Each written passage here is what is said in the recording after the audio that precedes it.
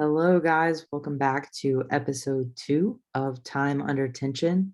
Like we talked about last episode, we're going to start this off by introducing ourselves, who we are, our stories, and what led us to this point here. So, I'm here with Dee Davis, and we're going to kick it off first with her full life story, all the details, and then I've got some questions for her. So, Dee, tell me, who are you?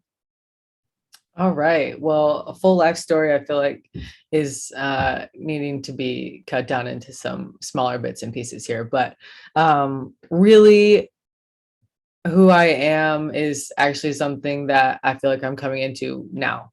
But my history is that I was born and raised in Bloomington, Illinois. I went and I played volleyball at the University of Illinois for college. After that, I went and got a dual master's degree at Ohio University, my MBA and my master's of sports administration. That's kind of when I started to realize I really was passionate about athletics and working in athletics. Kind of transferred from being the athlete and being passionate about volleyball to absolutely wanting to have my hands and feet in athletics, period. And so after that, I realized a little bit further about myself and that my passion in athletics is the ability to work with the athlete, which led me to coaching. So coaching volleyball is what I do now. It is what I did immediately after I left grad school. I went out to California and started at Santa Clara. I was there for a year and then moved to Stanford, worked there for a year as well, and then actually ended up taking a year out of collegiate volleyball coaching once COVID hit. Just kind of needed a little bit of a reset to know why I was passionate about coaching college volleyball in the first place. Had an experience in my spirituality that really kind of allowed for this journey into my deeper self and knowing really more about my inner being. And so when that happened, I went to Texas and ended up being a director of a volleyball club, Dallas Arsenal. And that allowed me to actually bring a life coaching piece to youth, which also then absolutely ignited my passion for the space of coaching. Then more recently, I accepted a position at Davidson. I moved out here in September and have been here coaching volleyball in my most truest self, really embracing the role and seeing how I can have the work-life balance as well as bring my superpowers to the space and really, really do what it is that I feel like I was meant to do. And a little bit of a background history as to why I feel that way is because my spiritual journey, my faith journey really took off over COVID. And so that is when I realized that I wasn't just the athlete. It's when I realized that there's so much more to me than what meets the eye. And it's allowed me to see what my experiences in this life have really allowed me to see as blessings to move forward into how I can then relate and help others become the best versions of themselves. And really, that's why I'm here. That's what I love to do. It's why I'm excited for this podcast, because I feel like it's going to allow a lot of really good conversation about tension and the time that we spend in that place, but just how cool it is to really see how much you grow after you're deep in the midst of that tension and how perspective is so important. Awesome. You talked a little bit about why you became a coach, with your background in volleyball, and then naturally sounds like you have a lot of tendencies to like empower people and be supportive of them. What is your favorite thing about coaching? My favorite thing about coaching is being able to use my past experiences and my superpowers of connection and love to allow athletes to really come into their whole being. I think coaching provides a intimate kind of connection of the relationship you can have with with the athletes, young women that allow for trust and relationship building, but also this place of stress and anxiousness and perfectionism where I feel I can really implement things I've learned that help them not only be better on the volleyball court, but also able to be their truest versions outside of volleyball and really take that into the world afterwards. That's great. You mentioned your superpowers being love and connection. How did you come across those as your gifts? Yes. That is really one of the coolest processes I've gone through in my life is realizing what my superpowers are. And when I go back to think about identifying that, it's something that has been a part of who I am since I can even remember, is my ability to connect with anybody and really provide a very safe place for others to come with their struggles or their successes. I celebrate, but I can also provide a very judgment-free zone to just allow others to feel heard. But coming into that was this process that I talked about over COVID, where for me, God is who I believe in, and God really stopped the world in my life and stopped me from this course of autopilot constantly to really having time to sit with my thoughts and time to sit with myself and see how I was talking to myself and see the things that I really thought about myself. And when those started to become much more prominent and I was aware of them, hearing uh, sermons from Elevation Church was what I connected with in my spirituality journey. Those sermons really were connecting on the deepest level to the things that I needed to remove from my thoughts and renew my mind. Coming into my superpowers allowed me to believe that I am more than my body. I am more than an athlete. I am more than the things of the world. There's something special and unique about me, and there's something special and unique about everybody in this world that allows them to have this one thing that they can hold on to that aligns more with self. And so when I get to use my superpowers, which is what I feel like is me, myself, in a space I'm passionate about that connects with athletics, before having that be the thing that drives others to become the truest versions of themselves and feel that joy and happiness, just lights me up. I feel like it absolutely explodes my soul chamber, my chest area, and I get to feel alive. That's great. So you mentioned body image or being an athlete. What are some boxes or stereotypes that you feel like you've recognized, that you've identified with, and that you're working to uproot and overcome? I think this is the biggest area that I'm being challenged in right now, actually. Now that I have found grounding in who I am, it's now being tested a bit, where I am having to really see just how much had rooted my body image and sport performance with being loved.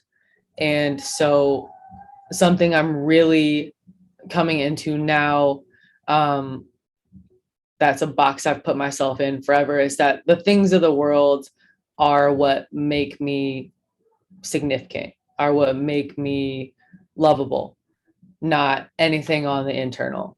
So a box I'm breaking is that the biggest one is that you talked about, Liv, is body image. So I have for the longest time, the one thing I have never been able to let go of or surrender to God, surrender to the universe, is that I'm more than my body. I'm more than abs and being super lean and that's what's going to equal love. That's what's going to allow others to love me, is if I look a certain way. And having to break that box down and really let myself experience freedom by releasing cardio, not doing it at all, just completely getting rid of it and not allowing it to take over me anymore, in my relationships with food, or just this feeling of being loved, having to trust that who I am, those superpowers that I have, the journey I went on to find my innermost truest being, that's the reason that I'm going to be loved in this world. And so breaking that box will allow me to freely be myself and really embrace the person that God created me to be. That's great. So a lot of times we, focus on identifying goals, but I think that there's some value in identifying your fears. Tim Ferriss kind of talks about that a bit, and I think that it can inform our goals a lot. So thinking about that and just some of these things that you've brought up around the things that you're working on overcoming and reframing in your life, what are some fears or one fear that you have? I think, and we talk about this a lot.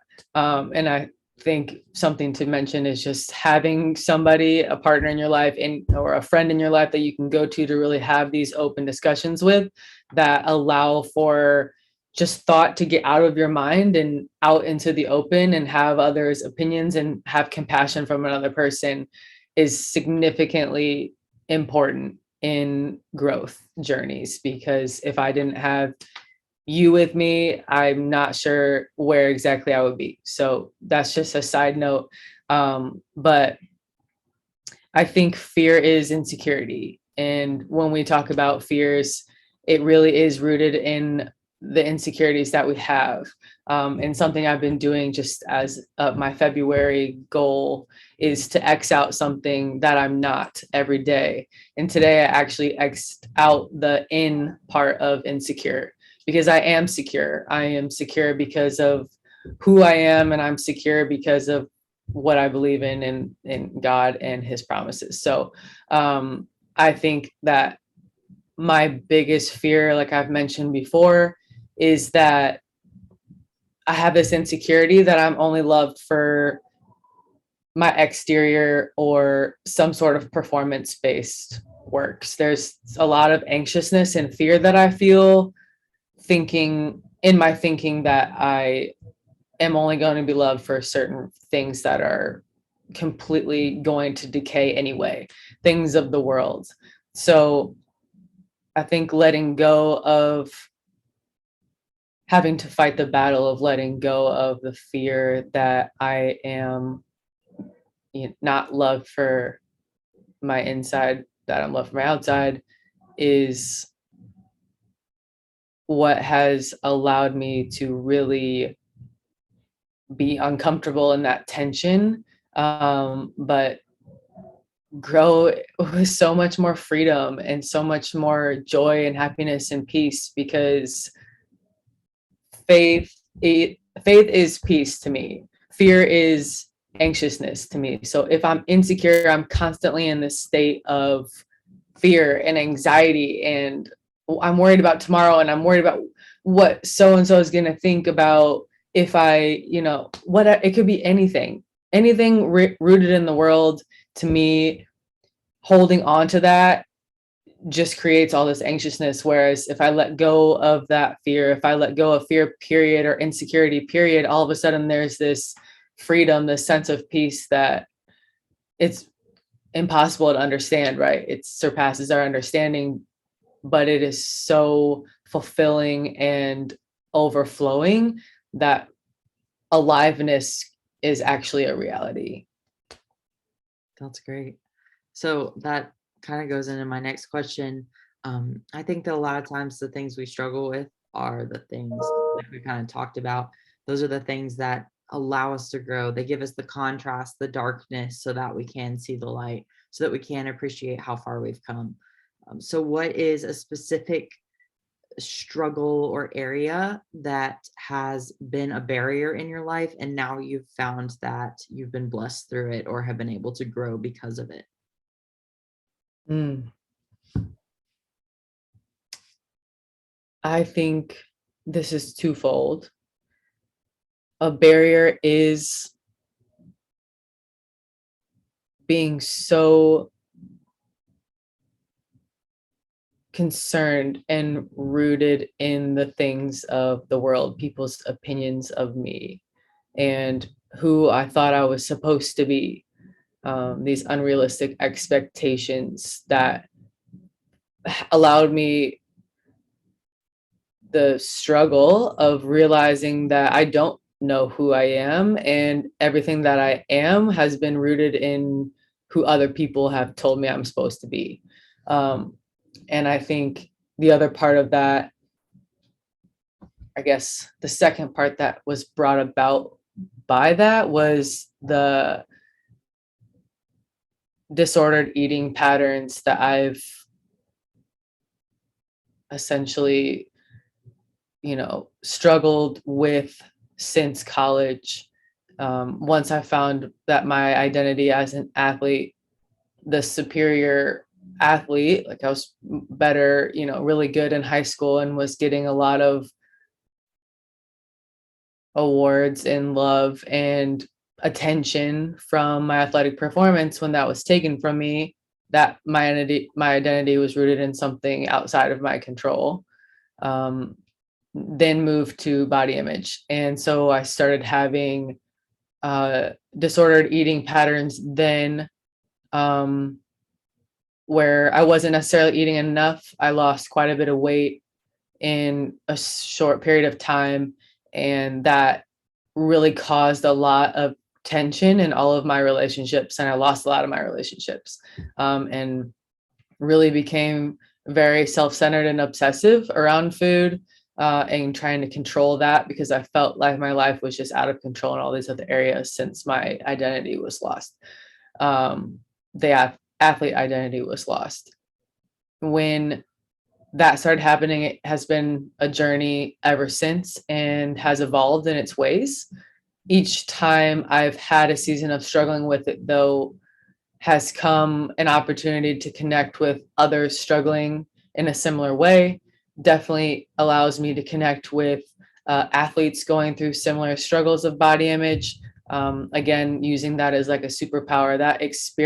Those experiences of mine have been moments of character building of self, really realizing what I'm allowing to be my roots instead of seeing that I can choose to be rooted in my internal being, the unchangeable, the absolutely in my control, gift of who I am and the uniqueness of myself.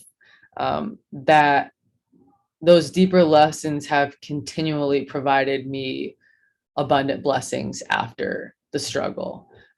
Most recently, binging has been the issue for me, struggling with being having self-control as I saw it in the week. And then all of a sudden I would have, an episode where I would binge and then it would lead to like 4 or 5 days of binging. And even honestly, when I moved in my life was really uprooted from Stanford, it was an every night thing for a little over a month.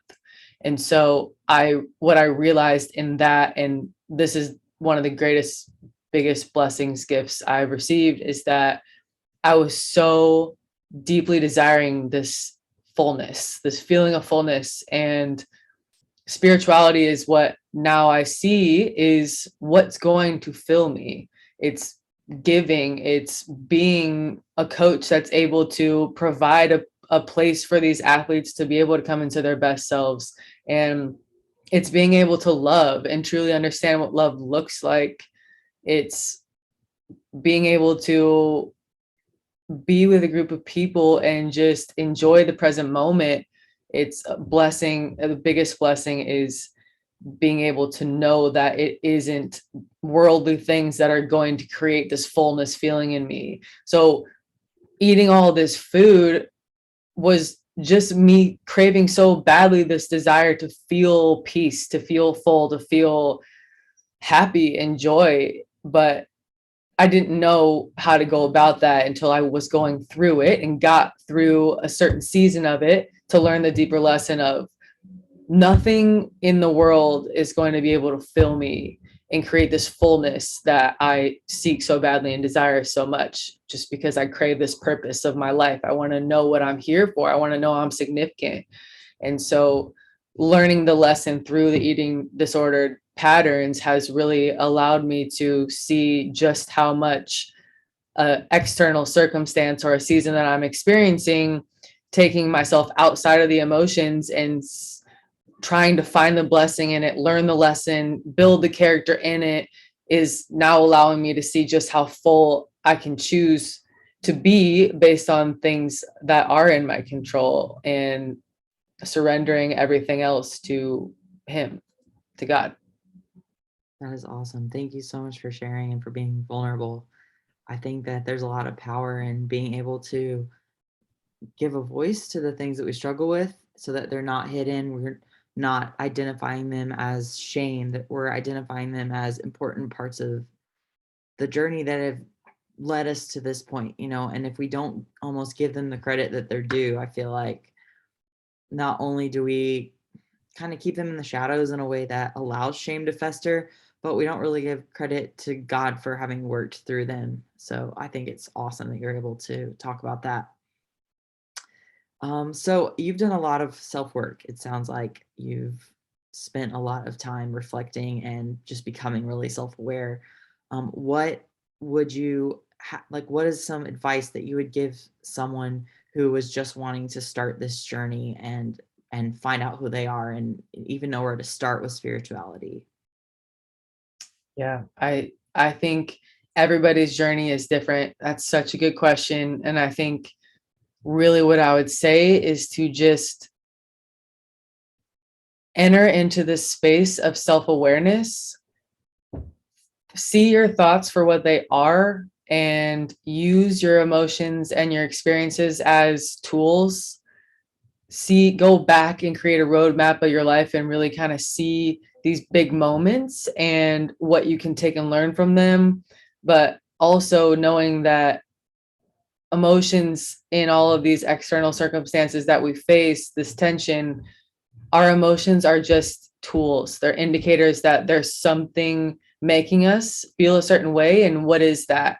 Thinking about what that thing is that's causing the emotional trigger, I think was something that massively impacted me. Just becoming more aware, more self-aware. And this is a lesson you taught me, is to take my emotion out of it and just see it for what it is. Because what that did was allow me to see what trauma it was rooted in from my early childhood or throughout my entire life. Where is this truth that I think is truth that's actually not, it's false? What's that rooted in, so I can then uproot that and unlearn and relearn the truth that is much more um I productive, efficient, joyful. um it just allows for true freedom and peace. I think that would be my advice. That's awesome. Well, thank you so much for sharing today. Is there anything else you want to leave everyone with? I think I felt good about that. I just want everybody to feel peace. I want everybody to feel love. And I think that we should never apologize for who we are. We should live our lives. And I have so much love to give. So if there are any questions from this, or if anybody has any further comments, whatever, I'm super down to talk about anything that anybody may want to discuss further. Awesome. Well, thank you so much. We will catch you guys in the next video. Please like, subscribe, comment, and next video will be asking me some questions, and then we'll start getting into the real fun stuff from there.